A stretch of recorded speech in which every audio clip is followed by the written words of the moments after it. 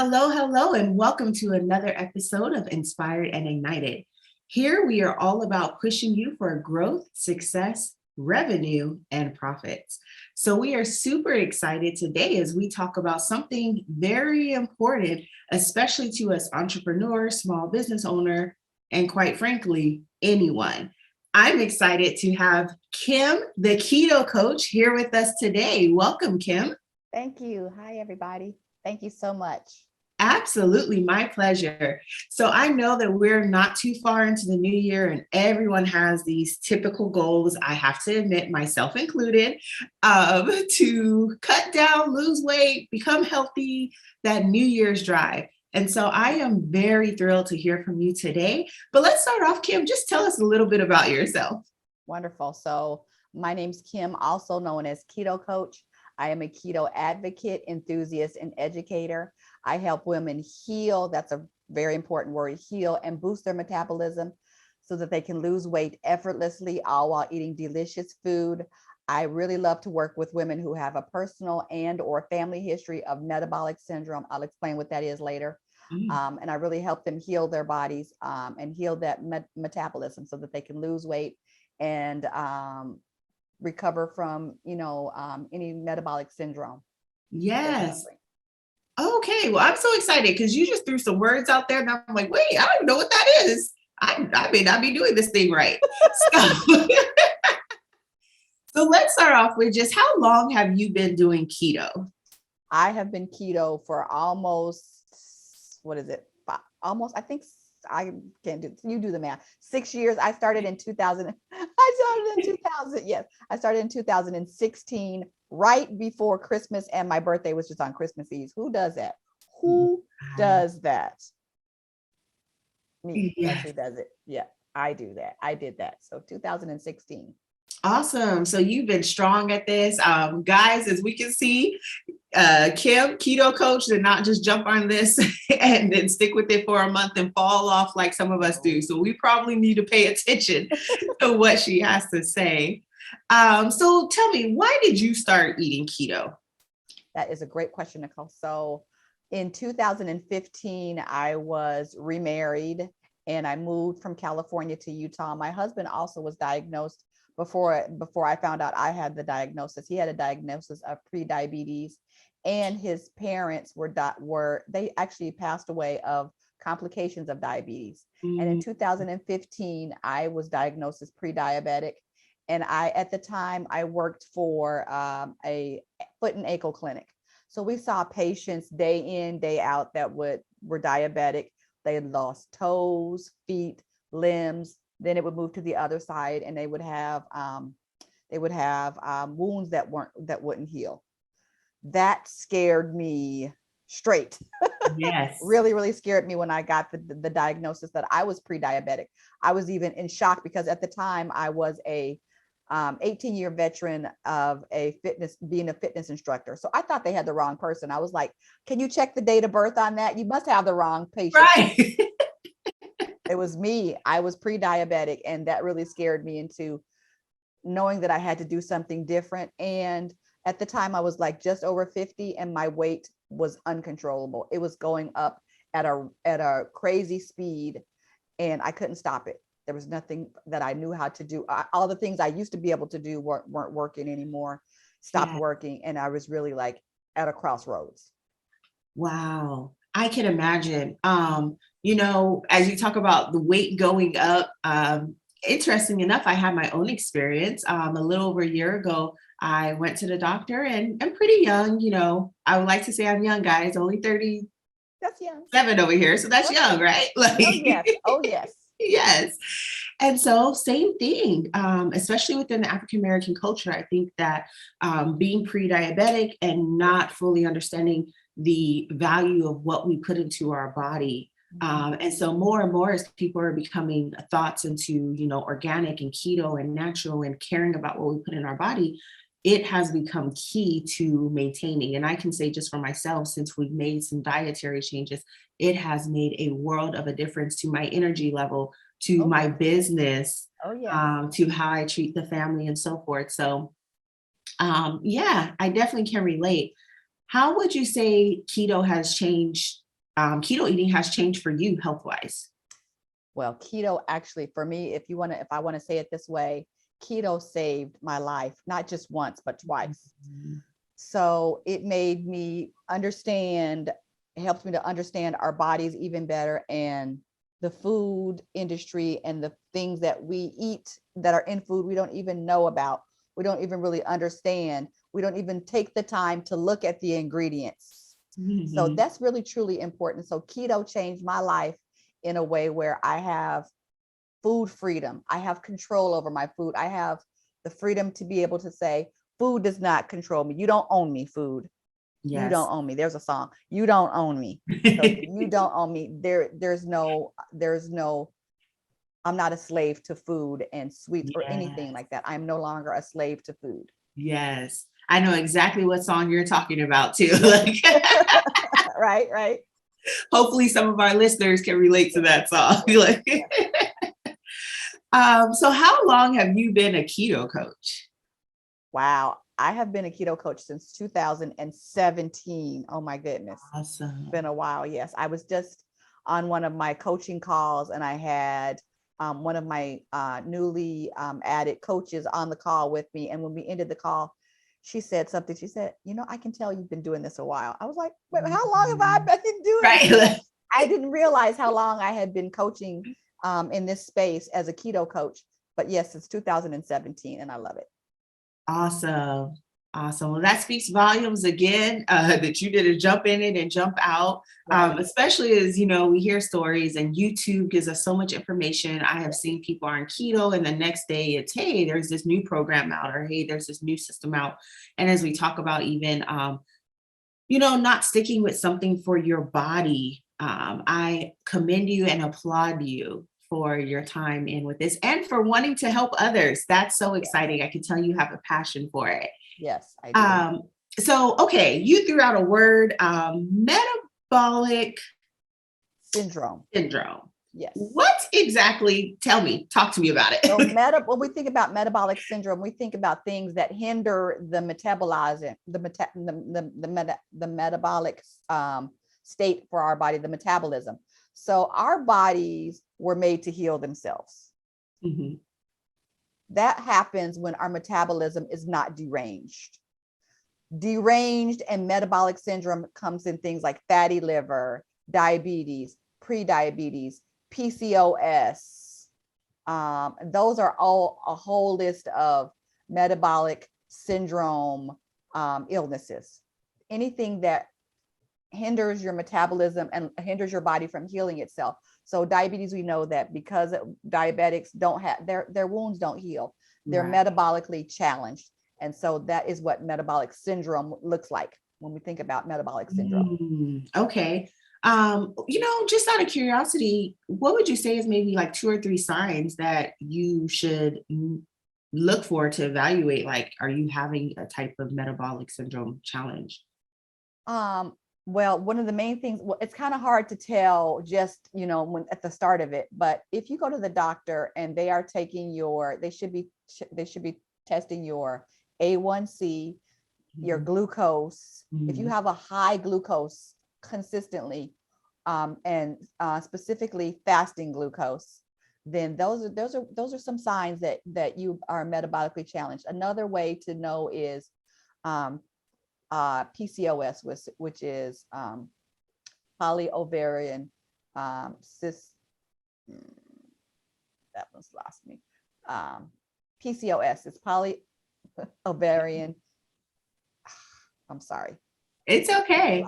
Lost it. But it's with when you have cysts on your ovaries. That Yes. that is, and that happens to a lot of women when they have challenges getting pregnant with Yes. um, things like that. So that's where that comes from. That's one of the ways that you have a metabolic syndrome. Okay. And it's so interesting. We hear of these things, especially just, throughout groups of friends or me being a soccer mom. I actually am friends with someone who we had this discussion how they had PCOS and they struggled with the ability to lose weight. And for so many years, not being diagnosed appropriately, they truly thought that it was their, basically just an issue with them. Like they're like, I'm doing everything, I'm working out, I'm doing this, and they could not drop weight. So I think that it's very interesting how you brought that up, especially for women. What advice would you give to women wanting to eat keto and improve even their reproductive health? Oh, that's a great question. So I would say start with start slow. You don't have to jump in. Some people feel comfortable jumping all the way in into here. Some people are only comfortable in, dipping a toe in. Start wherever is comfortable for you, but start. Start by removing the things we know are clearly sugary and specifically things you eat and things you drink, specifically things you drink. I mean, one of the ways I know that I probably became pre-diabetic is like, I used to love this sweet drink. It's called juice, but it's not juice. It's just sugar and water mixed together. That's all it is. And so start by removing those things. Start by getting more, women, we have a hard time with protein. We think that we should not be eating that much protein, that there's something wrong with eating enough protein. But put more protein into your foods, into your diet, into your meals. Add more protein. Exclude the sugary drinks, including diet sodas. So we all know how bad sodas are and sugary drinks are for you. Start removing those and including the diet sodas. Those need to be removed as well. So those are some great ways to get started, just to start thinking about this lifestyle and how to start. Yep. Absolutely. It's amazing. I have not hit into the keto journey fully. But even with just looking at calories, I am a Starbucks individual for our Inspired and Ignited. I know followers, they know that I used to be a Starbucks addict. I am proud to say that I have drastically slowed down. I'm talking about I was an individual that was probably in their drive-through once or twice a day. And I have now got it down to once a week, sometimes once every other week. But even just when I go now, because I'm so conscious, like you said, the importance of looking at the ingredients. I'm now looking at how many calories this one drink is. It's like some of them are 500, 600 calories. Let's not talk about the sugar in it. Let's not talk about the carbs in it. Yes. Yes, absolutely. So I follow a doctor. He's South African. His name is Dr. Robert Siwis. And I'm going to say something a little alarming, and it might be, might cause your eyebrows to raise. But you spoke about it. You mentioned Starbucks.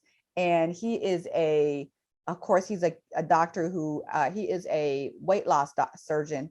And he also puts his patients on keto as well.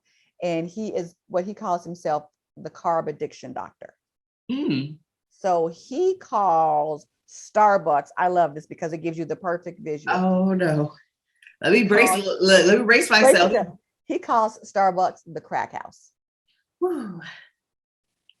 Because of what I told you about, like food doesn't own me. There's no addiction. There's no food that owns me anymore. So when we think about things like that, we want to think about, if you go there every day during the week, Monday through Friday, start thinking about going there Monday, Wednesday, Friday. And if you go there, get just a coffee with some cream in it. Yes. And you could add your own sweetener to it if you want, but start to move slowly away from those things. And that's why I think you will have the most success is when we start to slowly remove ourselves, because you can get, as my friend calls it, she's like, I'm angry when I'm on keto. That is the withdrawal speaking. Yes. It's the crankiness and the withdrawal. So start slowly. I wouldn't say, especially if you have a family and friends and people who love you. Don't do that to them. Look. No, do not. Please do not do that to them, because it's going to drive you right back to where you were before, probably even worse. So take your time and really be intentional about everything you eat and drink. And so those things we know are not good for us. We know they have too much sugar, we don't need those in our lives. Just remove them. Yeah, absolutely. And as though, man, strong words there, crack house, right? Yeah. But in all I reality, warned you. I warned you. Yes. I know, right? Uh-huh. But in all reality, I have to say, we actually joke about it, how addicting sugar is. I Yeah. used to joke and say, like, hi, my name is Nicole and I'm addicted to sugar, because it truly is, I feel like, a form of like It a is drug. addictive. So they It say is. that, so statistics say that sugar is 8 times more addictive than cocaine. And they actually was a research done on it, and they did it on, lab mice. So they gave them water laced with cocaine and water laced with sugar. Now, the Mhm. water that was laced with sugar, in order to get to that, they had to cross an electro field, Wow. and they all gained weight because they were going, it was that addictive. Yes. Yes. And it's just something we need to really be honest about. Right. When we're honest about it, it's fun to joke about it, but it's true. It's in all It's a areas. real It's thing. real. It is a real Yes, thing. It it absolutely is. is. It absolutely is. And I like how you said to slowly take that transition. We don't want to become that angry person, right? Right. But very true. I can attest, I have tried and know, like I said, I acknowledge, like, hey, I'm Nicole and I'm addicted to sugar. So there was times where I would say, hey, I'm cutting everything out. And here comes the migraines. Here comes Yes. The the, headaches, all like of you the said, the withdrawal. angry, the Hmm. mood swings, like, Yes. and so I greatly value, like you said, just make slow adjustments, allow Yes. your body, allow your mind Hmm. to adjust to the changes that you have coming up. Absolutely. Yes. Well, Keto Coach, oh my goodness, I have loved our time together. You have dropped so many gems, and I, for one, know that many people probably want to talk to you.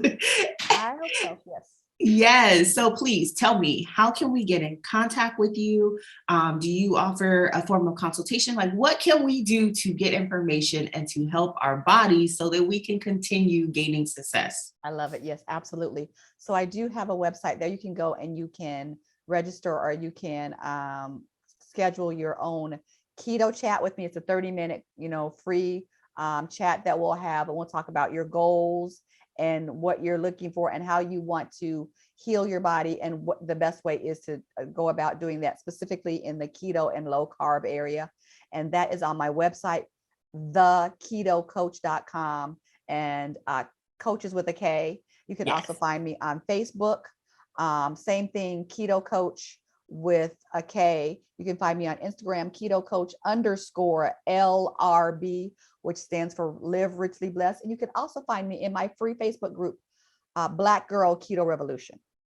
Oh, I love it. Yes.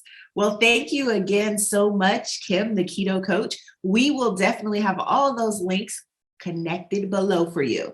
So please go connect with Kim. I hope you guys can see as much as I can see. She definitely knows her stuff.